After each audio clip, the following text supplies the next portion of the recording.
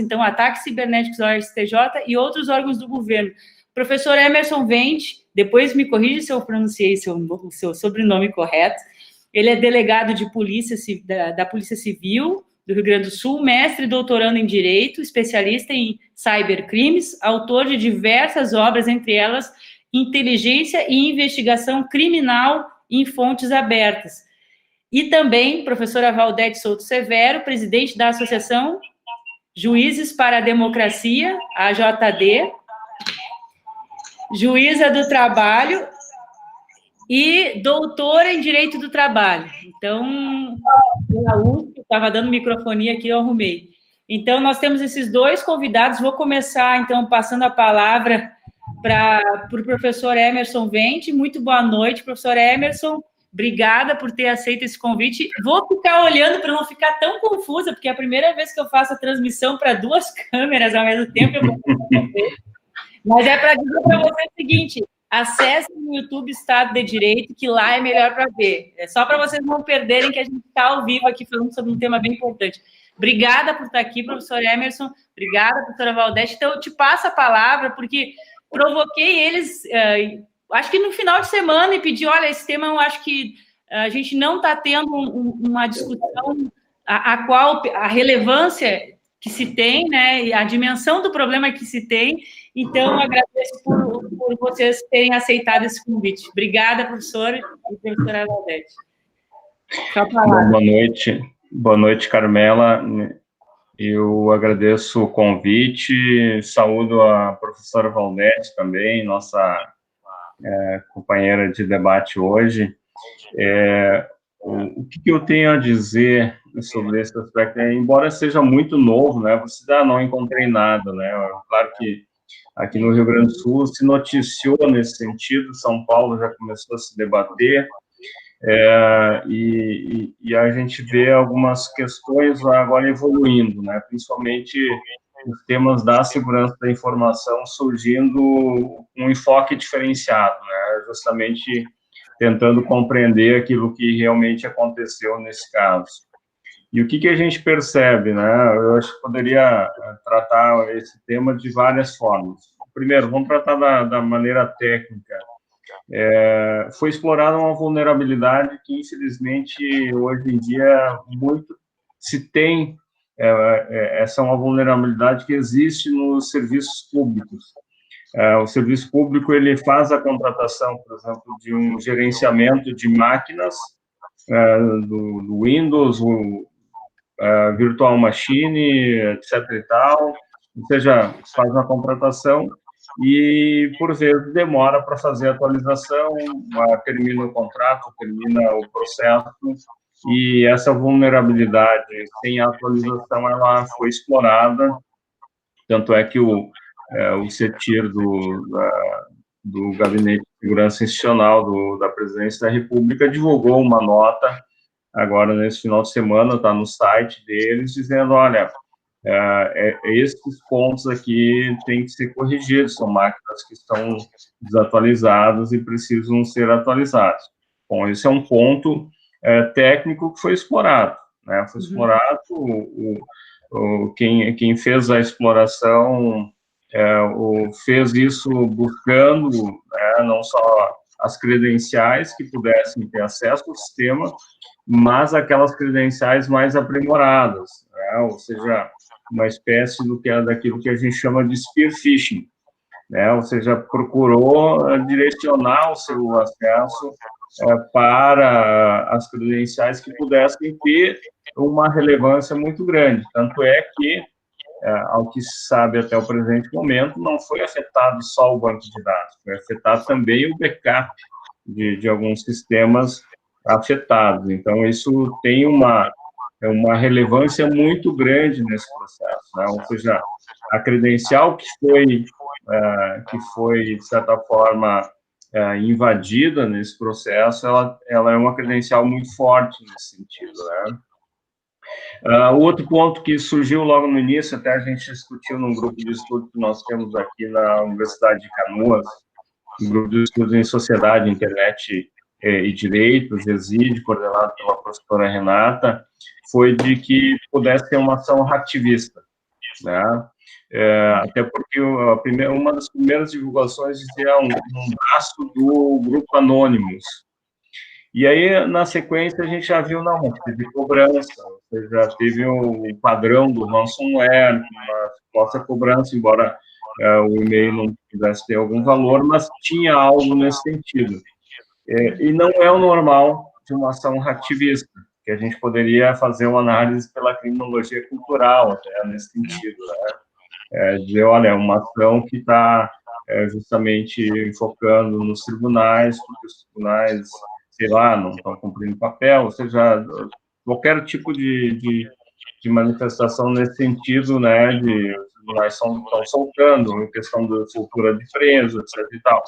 Ou seja, pudesse ser uma manifestação nesse sentido. Não creio que seja uma ação hacktivista, porque foi além daquilo que a gente conhece das ações hacktivistas de 2013, 2014, as atuais em relação à questão pós George Floyd nos Estados Unidos, com a reativação mundial do Grupo Anonymous.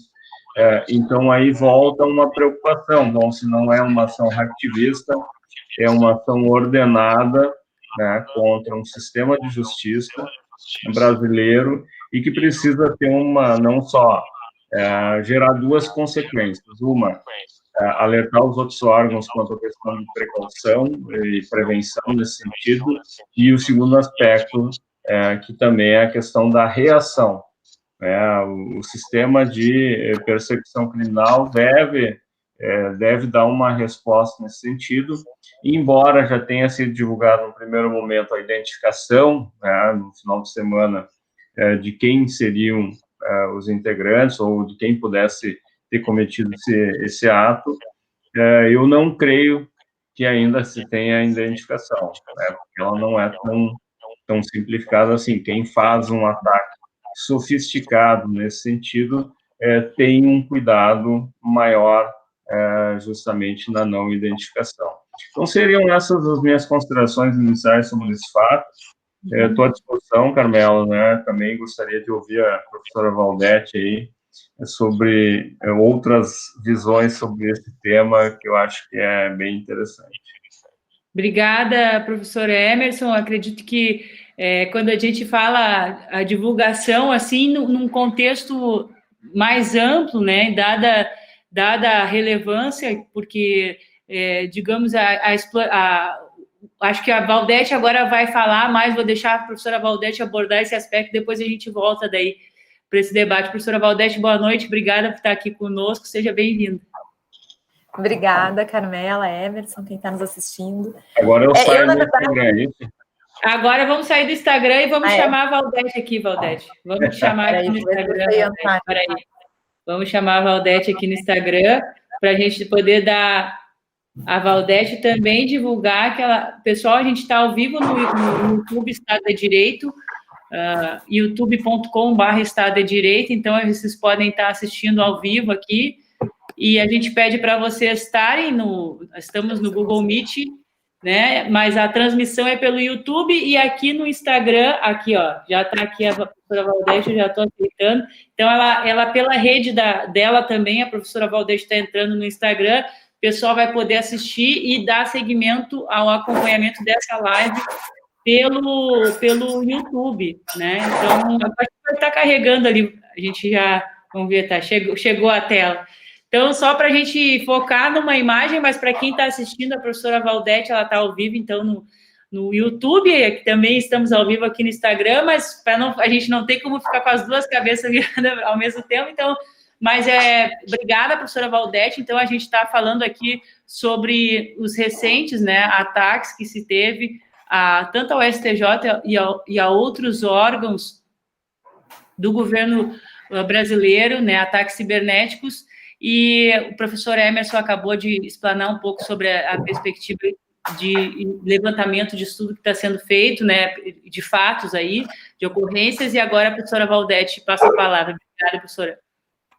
Obrigada, Carmela, Emerson. Na verdade, eu estou mais aprendendo, porque esse mundo novo dos crimes digitais, na verdade, pega todo mundo meio no contrapé, né? Eu, por exemplo, sou de uma geração em que essa não era uma realidade presente.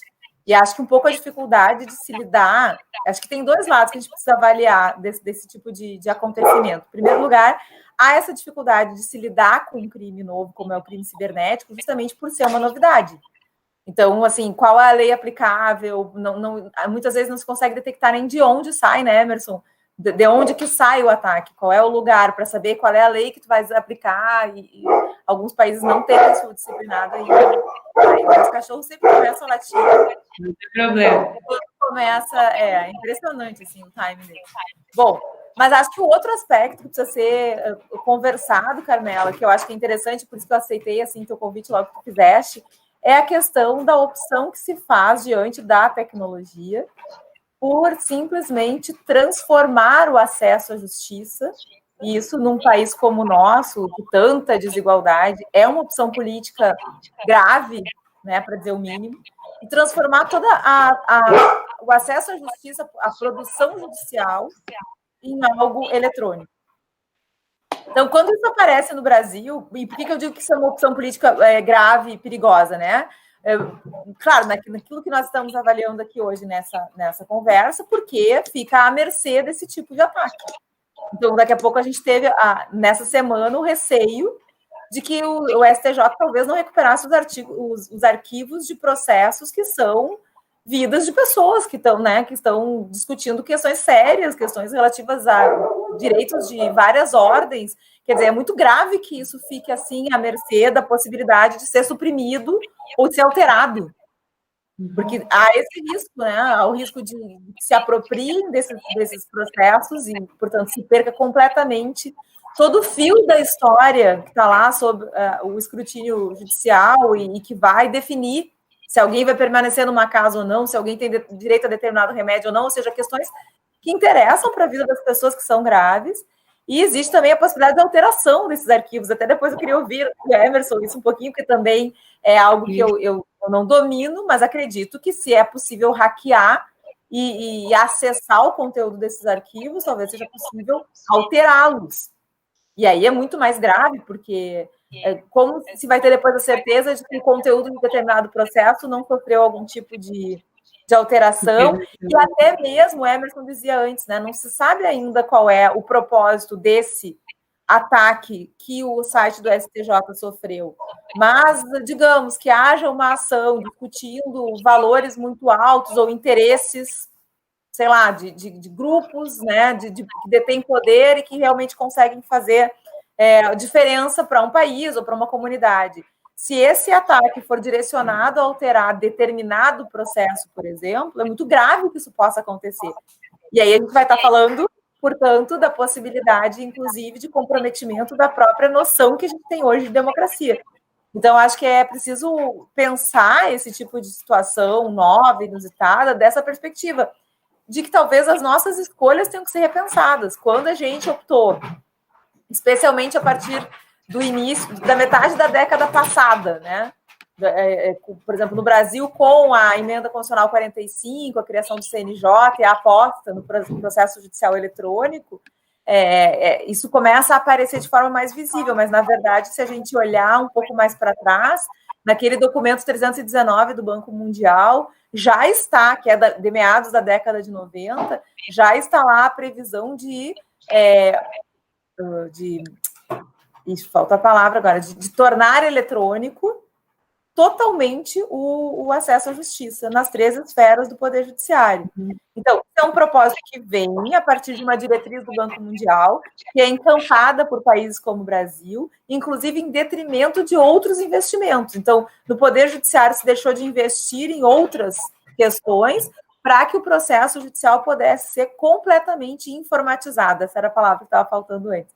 Para que ele pudesse ser completamente informatizado. O que já foi muito debatido da perspectiva do acesso à justiça, porque a gente sabe que a gente tem, por exemplo, regiões no norte, nordeste brasileiro, em que os juízes vão de barco fazer as audiências, que as populações ribeirinhas não têm água encanada, não têm luz elétrica e muito menos acesso à internet.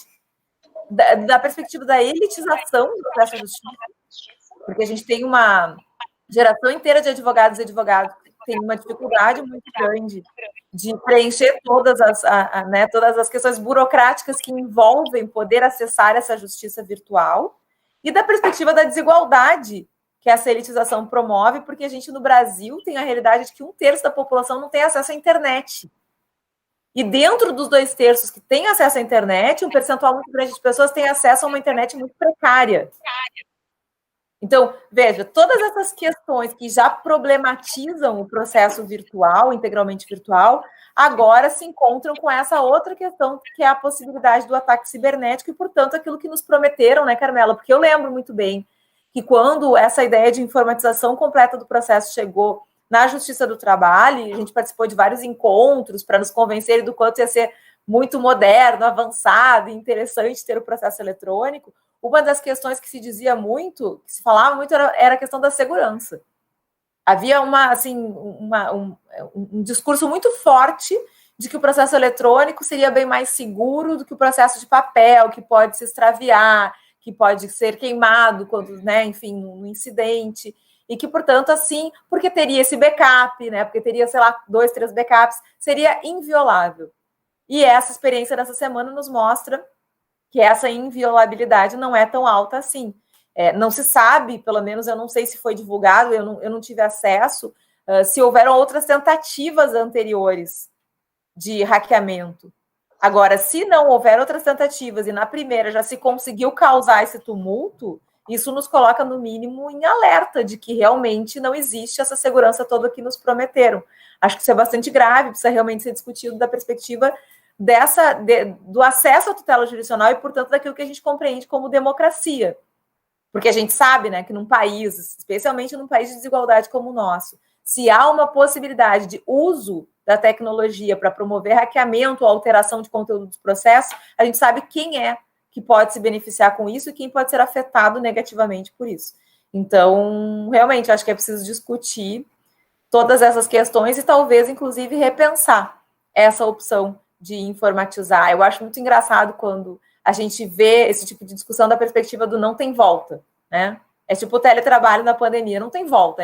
O teletrabalho é o futuro da humanidade. Não, só um pouquinho, vamos discutir essa questão, vamos discutir a questão da informatização completa do acesso ao poder judiciário, porque isso pode representar um risco muito grande se acontecimentos como esse dessa semana se repetirem, especialmente porque esse acontecimento nos demonstra que não há uma segurança como foi propalada quando se vendeu a ideia de um processo completamente digital. Acho que é isso para uma primeira rodada, mas eu quero continuar aprendendo aí com elas. Como está dando microfonia aqui, a gente fez essa live aqui com os 2 professores ao mesmo tempo no Instagram, aqui que eu estou olhando para a tela.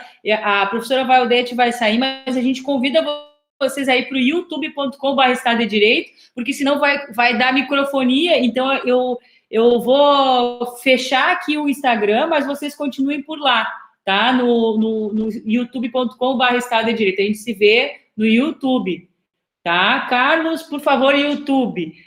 Tem um pessoal já fazendo pergunta aqui, mas eu pedi para eles virem para cá, para a gente chamar o pessoal para cá. E, professor Emerson, eu justamente pedi para vocês dois, totalmente de áreas distintas, falar, porque acho que são aspectos diferentes, né? E que vocês vão estar trazendo da problemática. Então, dessas considerações que a professora Valdete falou sobre os ataques, o senhor pode dar um panorama do que o senhor já estudou sobre como é que foi esses ataques já em termos de governo, se isso é uma coisa, digamos assim, que está vindo mais ao público agora, mas isso já é uma coisa mais recorrente, mas a gente não parou para refletir sobre isso antes, digamos assim.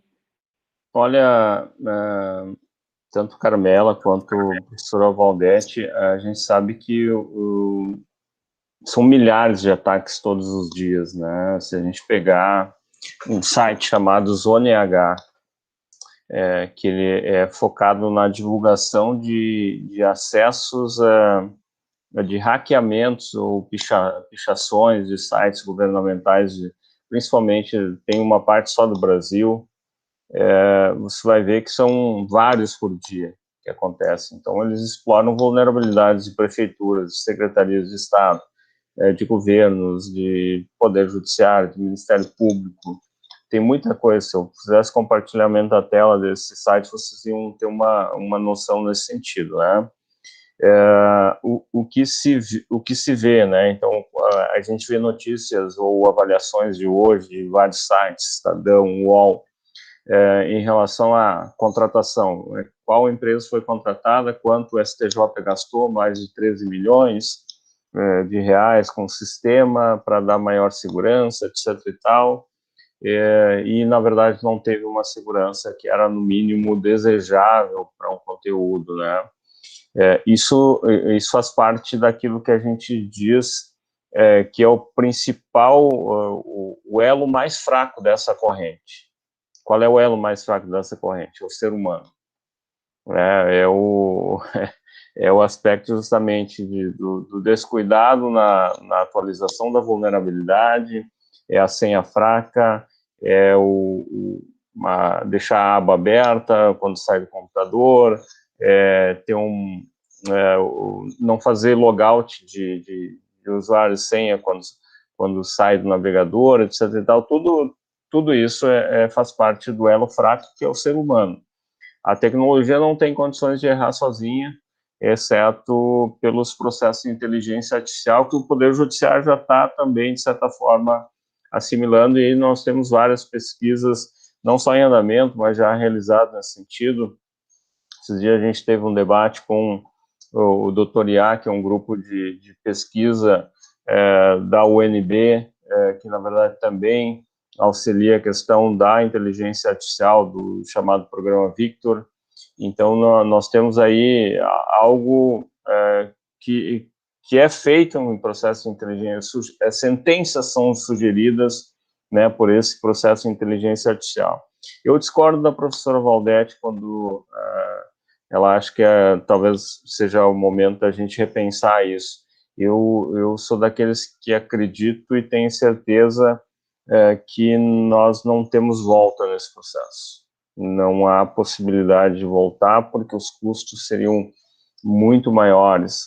O que a gente tem de fazer no país como um todo são políticas, e aí quando eu falo política, não estou jogando a conta no governo federal, não estou jogando a conta no governo estadual. Eu estou falando políticas num sentido geral, políticas de gestão, para que os processos não deixem de chegar na periferia, para que a possibilidade de acesso à justiça não deixe de chegar lá onde o juiz precisa hoje ainda ir de barco. Ou seja, nós precisamos ter as duas modalidades. Não precisamos simplesmente fechar a porta e dizer, agora a nossa única porta de entrada é a tecnologia, porque isso seria justamente fazer o que a Constituição veda. A Constituição diz para todos nós que o principal princípio dela é o estabelecimento de uma vida digna a todos os cidadãos brasileiros, e isso precisa ser respeitado nesse contexto. Bom, vamos a outra questão em relação à possível tipificação em relação a esse ato. Se realmente for comprovada a questão de cobrança em relação à questão da criptografação do conteúdo, que essa é a lógica do ransomware, que é um ransomware, vejam só, é um ransomware que, de certa forma, já tinha circulado no mundo todo em 2017, pelo que eu verifiquei. A prática do ransomware é criptografar todo o conteúdo, não necessariamente fazer modificações, porque a lógica também, o criminoso está por trás disso, ele bloqueia todo o acesso e exige uma contraprestação financeira, geralmente em Bitcoin, para poder fazer a devolução desse conteúdo. Em regra, não há modificação, pelo que a gente verifica, não há modificação do conteúdo, embora haja essa possibilidade, né? Hoje até circulou uma imagenzinha, doutora Valdete, de uma notícia, né, da questão do que que o STJ prorrogou os prazos, etc. e tal, e que não estava conseguindo conteúdo, e embaixo alguém escreveu: prezado hacker, o meu recurso especial é número tal, por favor, dê andamento. Né? É claro que ele tem acesso a esse conteúdo, mas é muita informação para ele se ater a algum caso específico. Ele não teria, eu acredito que ele não tenha software para processar, como o STJ tem um software para processar todo o conjunto de informações que se tenha no banco de dados, dos processos que já foram julgados, que estão em andamento, que estão sendo julgados. Mas se, eventualmente, não for configurado, por exemplo, a questão do crime de extorsão, nós temos pelo menos um outro crime que tem uma certa gravidade, que é o artigo 265 do Código Penal, que é a questão do atentado contra serviço de utilidade pública. E, nesse caso, a gente insere todos os tribunais que tenham aí, nas suas plataformas, uma das possíveis interações, né, com todas as pessoas que interagem, né, com todos os interagentes no seu sistema. E aí a gente fala de advogados, fala de promotores, procuradores, ministros, assistentes, etc. e tal. Então, nós temos, sim, uma possibilidade de um delito nesse sentido, né, de atentado contra o serviço de utilidade pública. Se fosse, basicamente, um site que tivesse apenas informação de utilidade pública, a gente faria a inserção num delito que foi criado em 2012, que é o artigo 266, parágrafo 1º do Código Penal, inserido pela Lei Carolina Dickmann, questão de interrupção de informação de utilidade pública de serviço telemático, né, que é um delito de gravidade menor, por assim dizer, né. Então, nós temos aí algumas questões ainda que precisam vir à tona, né, especificamente, né, de saber como realmente o fato aconteceu. Ainda tem várias especulações, mas pelas orientações, volto a dizer, pelas orientações que surgiram pelo GSI hoje, a gente tem mais ou menos uma ideia, né, daquilo que realmente aconteceu, que na verdade é uma vulnerabilidade de um sistema operacional de gestão de máquinas do STJ que não foi devidamente atualizado. Ô, Carmela, posso dizer uma coisinha antes? Não, primeiro que eu fiz o checklist de tudo que o Emerson disse que não, aqui os usuários não devem fazer, deixar a aba aberta, bota sem a placa, eu só fui fazer tudo, E aí eu fiquei com uma dúvida, Emerson, o hacker entra através da conta de um usuário, por exemplo, no STJ é através de algum advogado, alguém que acessou, que ele consegue hackear, ou ele entra direto no sistema? E aí, outra coisa que eu queria dizer é só assim que a gente, na verdade, não discorda, porque eu não acho que tenha que voltar a ser tudo o processo de papel. O que eu acho é que não pode apostar exclusivamente na tecnologia, especialmente quando a gente ainda não tem condição de conseguir evitar que essa tecnologia seja alvo de algum ataque que prejudique, de forma irreversível, muitas vezes, né, o acesso à justiça. Sim. Mas que coisa eu queria saber. Não, é que na verdade, assim, por isso que eu falei em spear phishing. Spear phishing é uma técnica que os criminosos utilizam de focar em credenciais que realmente têm um acesso de nível mais elevado. Como é que eles fazem para chegar nisso, né? Vamos dizer o seguinte, que a doutora Valdete seja diretora da empresa, a Carmela seja diretora financeira e eu seja o atendente do balcão. O objetivo principal, nesse caso, vai ser ou a Carmela ou a doutora Valdete, né, que são as que têm a maior credencial. Só que para chegar até elas podem, né, ter um processo mais qualificado de gestão de acesso. O pessoal vai tentar chegar no Emerson, porque daí vai ver quais são os e-mails de correlação que tem entre Carmela, Emerson e Valdete, e aí vai estabelecer uma engenharia social, uma engenhosidade social para buscar a credencial da Carmela, da Valdete, e assim por diante. Eu acredito que tenha sido assim que esse criminoso conseguiu o acesso mais elevado no contexto do STJ. Mas ainda, estou aqui fazendo inferência, estou fazendo uma suposição de como isso pode ter acontecido, mas em regra é por essa engenharia social, né, que eles conseguem obter isso. Eles se aproximam digitalmente de um determinado perfil para buscar alguma vulnerabilidade, para buscar algum acesso, e aí pesquisam tudo em relação a isso.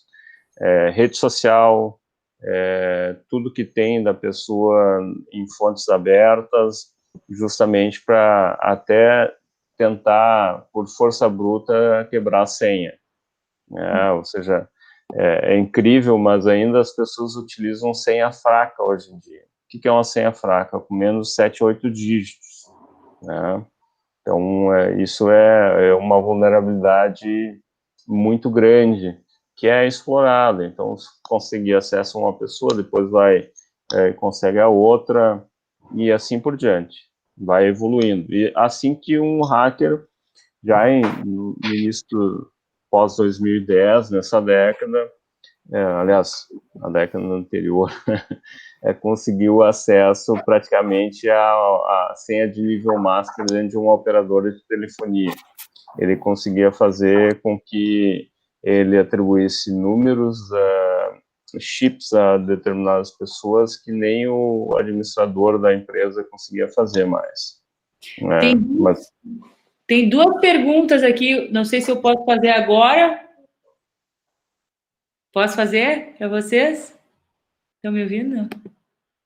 Vou fazer a pergunta daqui da live, tá? Então, dizendo boa noite a todos. O Eric Rafael pergunta: foi vulnerabilidade no VMware? Ele pergunta isso. O Gilberto Martins pergunta: essa segurança no STJ é terceirizada? Paga um sistema de fora para proteger? Temos essas duas perguntas aqui. Sim, é o VMware, mas não é necessariamente o VMware, deve ser alguma Active Directory do Windows, né, que deve ter sido utilizada, que deve estar vulnerável, pela lógica, né, eu sei que todo o governo federal também utiliza a questão da Microsoft para acesso, então acredito que seja nesse sentido. E sim, terceirizado pela notícia que eu li, inclusive, Carmela, eu vou colocar no chat aqui do Google Meet, se quiser compartilhar com o pessoal, a questão do gasto, né, que teve com a empresa, qual é a discussão que já está gerando.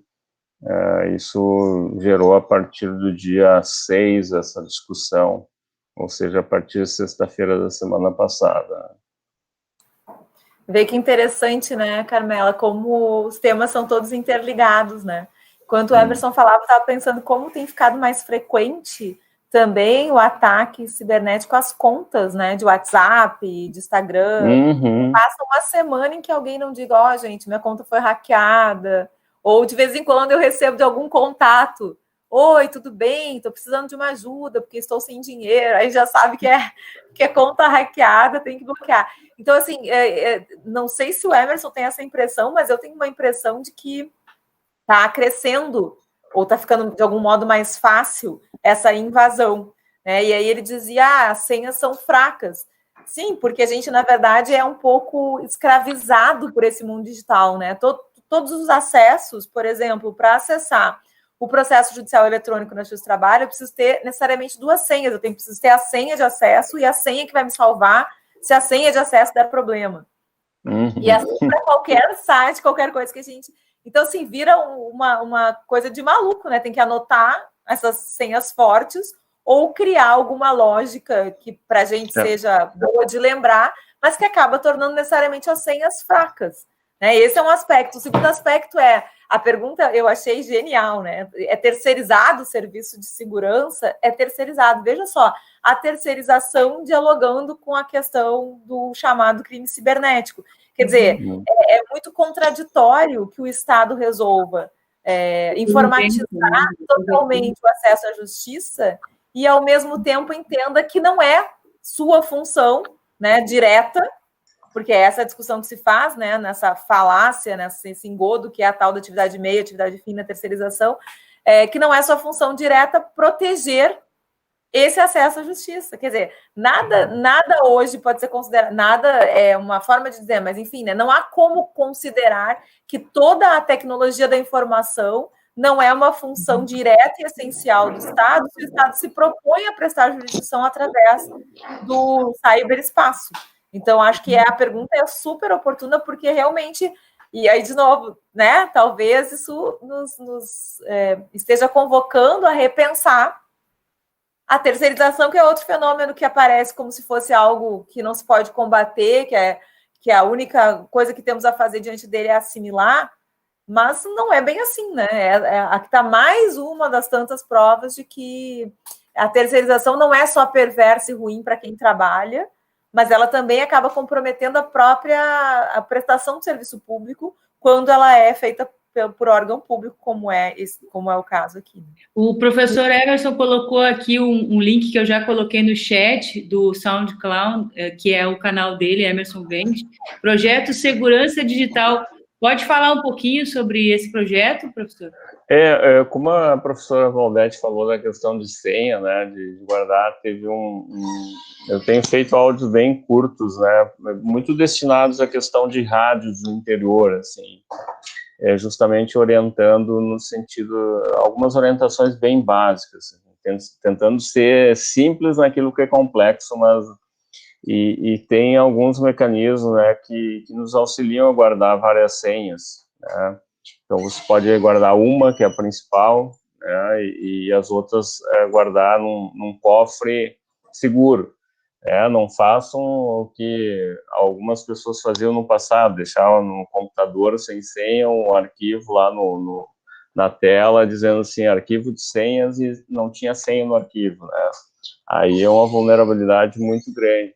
Então tem o LastPass, o Dashlane, esses aplicativos que permite que você, por exemplo, o Dashlane, ele permite você cadastrar até 50 serviços de senha gratuitamente, depois ele é pago e tal. O LastPass é gratuito. Alguns serviços de empresas antivírus, eles fazem esse processo também. Então, é interessante ter uma senha um pouco mais complexa nesse sentido para ajudar na proteção. Não quer dizer que vai ser o principal fator que vai impedir o acesso. Existe o duplo fator de autenticação, ele pode ser por SMS, ele pode ser por e-mail, ou até pode ser por aplicativo. Existe o aplicativo do Google, de autenticação do Google, da Microsoft. A gente sempre sugere utilizar esses que certamente são sempre mais atuais, nesse sentido de alguém acessou e vai gerar um alerta no teu aplicativo ali, vai pedir, você vai dizer sim ou não, essa pessoa pode acessar porque eu estou autorizando, né? Então, essas questões, elas precisam estar. E aí, um ponto que eu não falei, eu pensei em falar nisso desde o primeiro round ali, né? Primeira participação, questão da educação digital. Ela é extremamente importante, né, nesse processo de ensinar as pessoas a digitalmente se comportarem no contexto da internet. Isso é fundamental. Hoje em dia não existe política pública no país sobre educação digital e a gente precisa melhorar isso a cada dia. Tem uma pergunta aqui do Eric, que ele fala assim, em 2016 para 2017, diversas empresas foram afetadas com ransomware devido à má configuração dos servidores, liberando externamente a porta 3389 de acesso aos TS. O senhor poderia dizer se ainda é algo comum? Na verdade, assim, nós tivemos em 2016 um crescimento, né, do ataque de ransomware. Em 2017, uma estabilização, em 2017, uma queda, e agora, durante a pandemia, uma sobrelevação. de novo.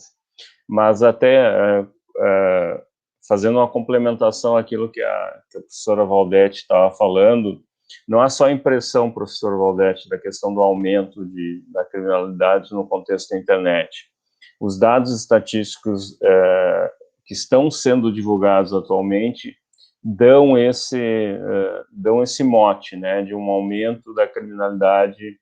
Eu não digo da criminalidade cibernética, mas eu digo da criminalidade com o uso do contexto da internet. Então, a gente está vendo cada vez mais estelionato no contexto da internet, cada vez mais crimes contra a honra, agora a questão eleitoral, nem se fala, né, crimes contra a honra, denunciação caluniosa, dentre outros contextos, e não é só impressão, não é só inferência, isso está acontecendo como um todo, né. Estava procurando a professora Valdete, que caiu a imagem, de não saber se era a internet ou se estava tudo bem. Então, teve eu separei aqui fui pesquisar aqui na internet sobre esse tipo de ataque e verifiquei que agora, em maio de 2020, o Poder Judiciário do Estado do Texas sofreu um ataque de ransomware eu não tinha conhecimento de como isso está sendo, assim, se isso vai se levantar de uma maneira mais forte, digamos assim, já que nós estamos acho que a tecnologia mudou muito a maneira de a gente se relacionar com a informação, né? Então, essa questão, e também o peso da informação também na garantia daquilo que a gente vem buscando, né? E de ter o direito ao acesso à justiça. E o que a professora Valdete falou sobre a questão da terceirização, né, da relação da terceirização com o direito do trabalho, mas também a relação da terceirização com a terceirização da segurança nacional, porque, para mim, a justiça é questão de segurança nacional. Como nós vamos entregar para um terceiro a segurança nacional daquilo que não poderia, né, se a gente... Pelo menos eu acredito o aspecto que a gente tem de a divisão de poderes, de sigilo de informação, de garantia mesmo de direitos, né? Como o senhor avalia isso, essa questão, nesse sentido o senhor que trabalha com segurança, né? Segurança pública e especializada nesses crimes, como é que o senhor avalia essa questão de um Estado que deveria prestar a segurança nacional nesse sentido, a gente está sendo vulnerabilizado, digamos, por uma terceirização, e não nós nos especializarmos, não nós sermos produtores dessa tecnologia capaz de garantir a nossa... os Estados Unidos... uma pergunta, se o senhor sabe, os Estados Unidos terceiriza isso? Eu acho que sim. Eu acho e tenho quase certeza que a maior parte dos processos nos Estados Unidos são terceirizados.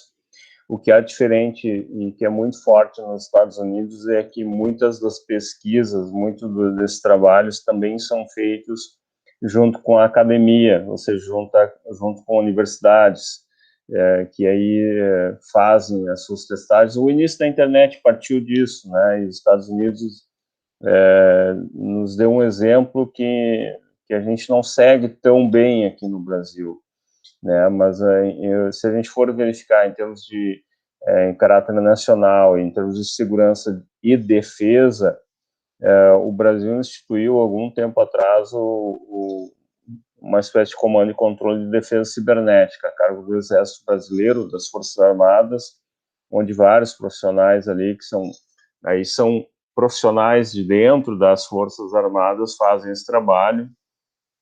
Isso não quer dizer que não utilizem softwares de terceiros, contratados e analisados, sistemas, ou até mesmo contratem algum serviço anexo a esse todo o processo. Não vejo como a gente fugir disso hoje. Por quê? Porque o Estado, por si só, não tem condições de patrocinar e muitas vezes não consegue qualificar adequadamente os seus servidores nesse sentido, né? Então, ele tem de buscar fora esse contexto justamente para não só contratar a melhor mão de obra, mas o principal software que ajude ele nesse sentido, né? Que ajude a fazer esse processo de melhorar a segurança. O problema está não só na escolha, mas na forma de contratação e no resultado dessa contratação, que isso depende dos aspectos da lei de licitações. E aí a gente vê muitas vezes que um pequeno detalhe colocado numa linha ou num item, num inciso do edital, acaba por não só postergar, mas prejudicar, ou até mesmo lá na frente é incompreendido e a empresa diz, não, mas isso não estava previsto no contrato, então não vou cumprir, não vou fazer atualização, etc. e tal. Então, hoje tem que estudar muito bem esse aspecto. Por isso que existem os centros ou os comitês técnicos, né, de tecnologia da informação devem existir no governo do estado, os gabinetes de gestão de tecnologia da informação, os GGTICs, cada entidade deveria ter também o seu gabinete gestor, ou seja, incluindo, por exemplo, cada Secretaria de Estado, cada prefeitura deve ter isso, justamente para melhorar a cada dia a questão da segurança tecnológica, porque o que o administrador público tem que ter em mente, que são dados que são relativamente aos cidadãos. Aí, se você me fizer a pergunta clássica, o que é melhor ou pior? A gente deixar os nossos dados na mão do setor público ou do setor privado, como o Google, como o Facebook, como o WhatsApp, o Instagram, tudo pertence à mesma empresa, ou como Apple, etc. e tal. Eu diria que é ainda mais seguro deixar na mão do setor público. Eu ainda arrisco nesse processo, porque o setor público ainda tem um cuidado maior, não negocia nossos dados, como esse pessoal de empresa privada negocia tudo que a gente faz. Quando a gente passa o mouse, como tu fizeste agora, no Instagram, e para numa determinada imagem, ele sabe que tu parou, ele sabe que tu focou naquela imagem, e ele, na próxima vez que tu acessar o mesmo aplicativo, ele vai procurar te mostrar aquele tipo de imagem específica, porque ele está aprendendo com o teu gosto, com o teu olhar, né? Então, não só isso, o setor privado, ele aprende com o nosso comportamento. Eles estudam aspectos de psicologia comportamental para produzir a melhor inteligência artificial nos programas deles, enquanto o setor público se preocupa muito mais em outros aspectos. Existem falhas? Sim, existem falhas, assim como existe o setor privado. Uhum. Eu estava vendo aqui que uma questão que ela foge um pouquinho da nossa pauta, mas também está relacionada à questão da tecnologia, quando falou aí de clicar e de segmentar uma informação, e que vai ficar para uma outra discussão, né? Mas que me veio agora nesse exemplo que o senhor falou, é o tal do racismo algorítmico, que vem desse viés, né, de utilização das plataformas digitais de publicidade que são utilizados para segmentar a informação. É assim que se pronuncia? Na verdade, assim, essa é uma lógica, né, que o Harari, ele fala no 21 lições para o século XXI. Se você pegar os capítulos que ele fala sobre segurança e liberdade, ele fala mais ou menos sobre isso, né? E aí a gente tem o seguinte, essas empresas têm os nossos dados, ou elas trabalham com isso. E aí você pode, dependendo como for feito um software de seleção ou recrutamento de alguém, vai ser feito um recrutamento que ele pode ser considerado racista, sim. Ele pode ser considerado machista, porque ele vai escolher um perfil mais de índole masculina do que feminina. Ele não vai escolher um perfil para resolver o problema, mas isso vai muito de como for feito isso. Mas existem outras questões, Carmela e professora Valdete, que tem a ver, por exemplo, com a questão de saúde. Você imagina estar usando o reloginho, o aplicativo de marcação dos teus batimentos cardíacos, da atividade física que tu faz, etc. e tal, e aquilo eventualmente parar nas mãos da tua companhia de seguro ou do teu sistema, né, do teu plano de saúde. E aí o teu plano de saúde não querer renovar contigo, em razão de saber que tu tem arritmia cardíaca, de quando tu faz exercício, dá um sobressalto e pode vir a morrer. Isso é um risco para eles. Ou seja, eles vão ter que pagar vão ter que pagar logo o teu plano de saúde, ou vão gastar contigo no plano de saúde, etc. e tal. Então, o quão é importante uma lei geral de proteção de dados no país, né, como é a lei geral de 2018, que entrou em vigor este ano, o quanto é importante o Marco Civil da Internet, estabelecendo direitos e deveres também nesse contexto. Então, acredito que, nesse sentido, a gente tem ainda, claro, alguma coisa a evoluir, mas só o fato da gente ter uma legislação que proteja e obrigue a anonimização dos nossos dados, para que não ocorram esses tipos de seleções indevidas ou restrições indevidas nesse contexto, é muito bom. Certamente a gente vai evoluir ainda mais, né, mas precisamos agradecer o que já temos. A gente já está chegando ao final, mas eu quero agradecer aos dois pela disponibilidade. Antes de deixar a palavra para vocês darem as considerações finais, lembrando que esse espaço do Jornal Estado de Direito é um espaço aberto, agradecendo muito a participação, tendo investigações, notícias para nos passar das pesquisas, dos estudos. Professor Emerson, fique à vontade, do grupo de pesquisa também. Para nós vai ser um prazer.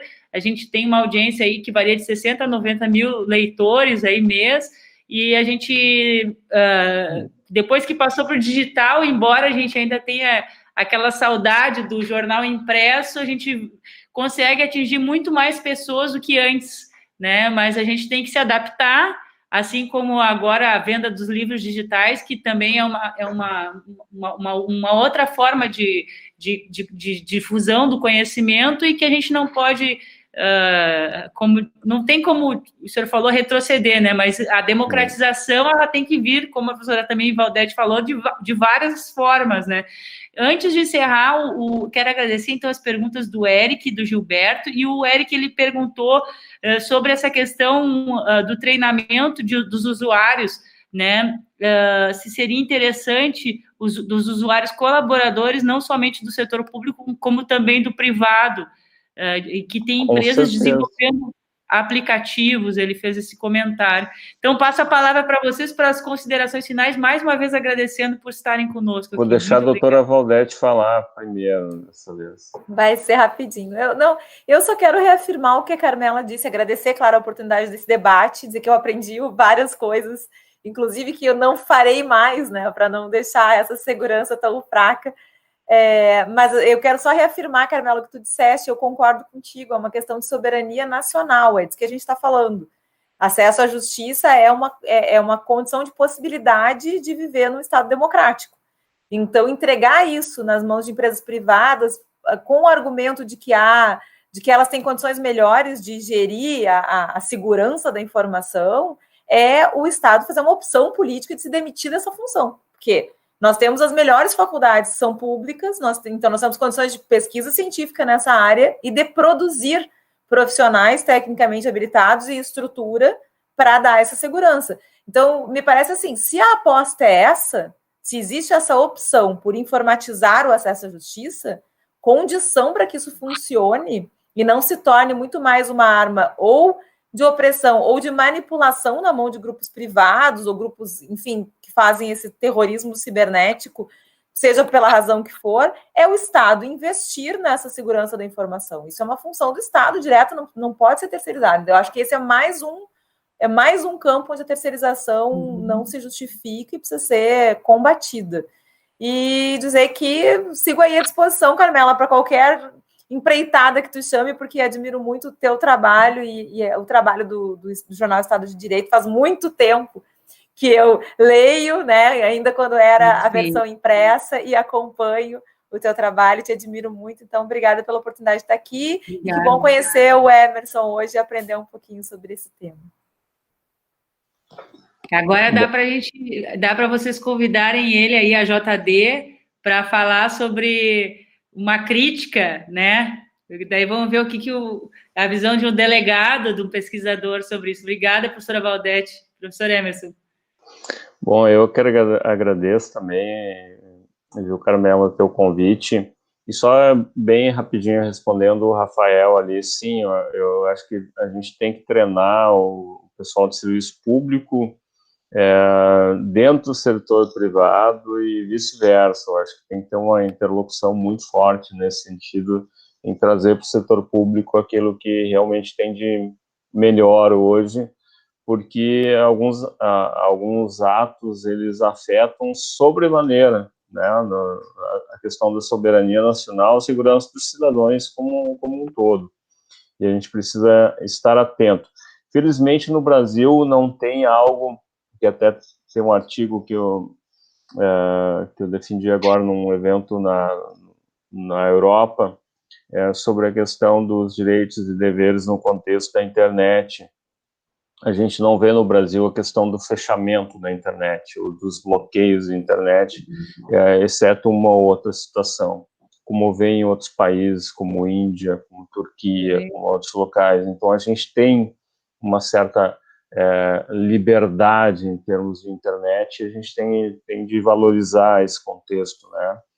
Então, certamente, a gente tem outras preocupações que esses países não têm. Se não me engano, no ano passado, só a Índia teve mais de 100 bloqueios de internet em razão de manifestações.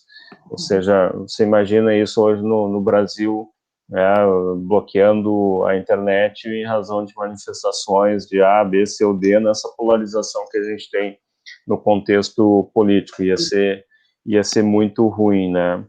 Mas eu te agradeço novamente. Tive o prazer e a felicidade de conhecer virtualmente a professora Valdete, quando eu publiquei, eu acho que foi nos stories do WhatsApp, até o card que a Carmela mandou, um colega do PPGD, do La Salle, que é o Wagner Casagrande, disse, eu conheço a professora Valdete, nós somos do grupo de estudo delas e tal, então referendou, fez 1000 referências em relação ao nome dela, e para mim foi uma alegria, uma satisfação poder debater, e certamente a tua história, né, Carmela, com o Estado de Direito, com tudo aquilo que tu contribuiu, né, eu acho que quem não leu, né, o aporte físico do Estado de Direito, e hoje, claro, hoje migramos para o mundo digital. Eu ainda gosto muito do físico, eu gosto muito do livro, eu leio, eu não consigo me concentrar na questão digital, só quando estou dentro de um carro, dentro de um avião, para poder focar na questão mais digital, mas eu acho que eu sou, eu não sou só imigrante digital, mas eu sou um analógico ainda. Bom, eu quero agradecer, então, aos dois. Para mim é uma imensa satisfação, e eu fico bastante preocupada com esse tema. Sei que a pauta esteve em boas mãos, então, sempre que vocês puderem, tiverem alguma inquietação, Carmela, podem me provocar, que a gente dá um jeito, né? Ali está a Evinha ali atrás, dormindo, né? Com ela no colo, ou ela dormindo, ou a gente se adapta à pandemia, né? Então, desejar que vocês tenham muita saúde também a todos os nossos espectadores aqui que assistiram. O Eric aqui agradeceu também, o Gilberto gostou da live. E, enfim, eu tenho certeza que esse conteúdo ele vai reverberar na internet positivamente, e assim a gente vai produzindo conteúdo com pessoas que tem uma evidência